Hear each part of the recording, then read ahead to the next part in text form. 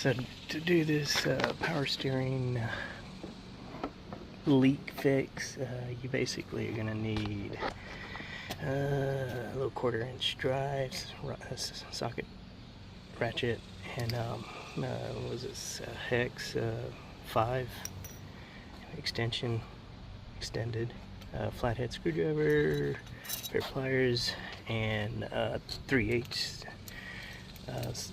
wrench with size, what is it, 18 and 5/8 if you plan to pull off the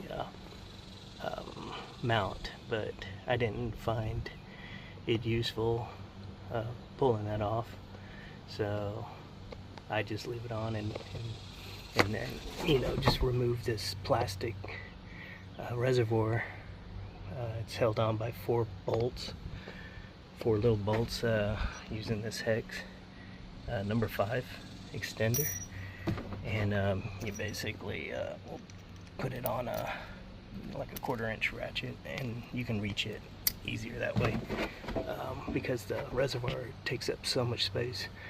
But yeah, just pull that reservoir cap off.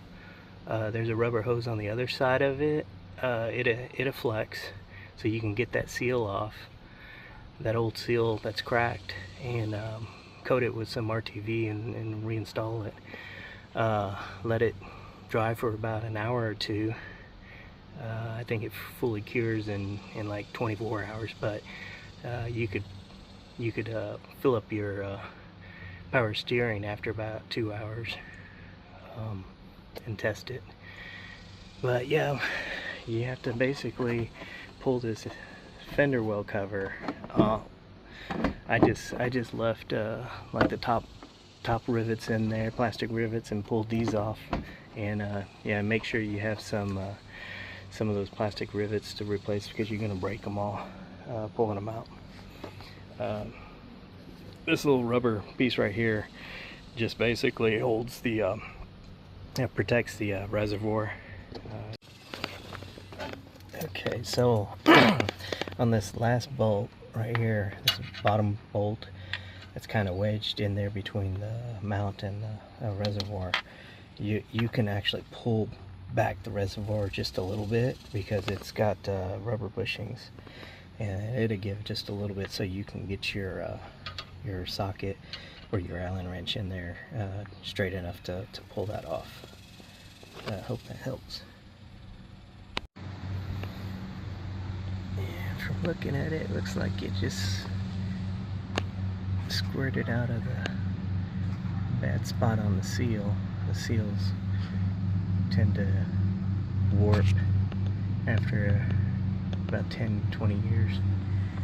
So what's happening is the plastic piece is still good, but the seal went bad and it's got cracks all over it. So I pulled the seal out. I'm gonna recoat it with RTV sealant as a temporary fix and reinstall it, and that'll get me back on the road. If you need your vehicle, that's the easiest way to get it back on the road within, you know, a couple of hours. And then you can order your part, and then when it comes in, you know, install it later.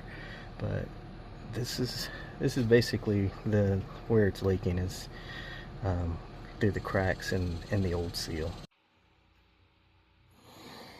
Okay, so basically what happens is, if you look here, you can see the seal is cracking. Alright, so everything's back on. Leave that cap off for at least an hour or two, so that allows the RTV sealant to dry wherever it's exposed. And also, don't fill this up with regular power steering fluid. Use ATF4. Power steering fluid on these pumps will basically just corrode them. So use ATF4 when you're filling this back up, and the fill line is right here. Alright.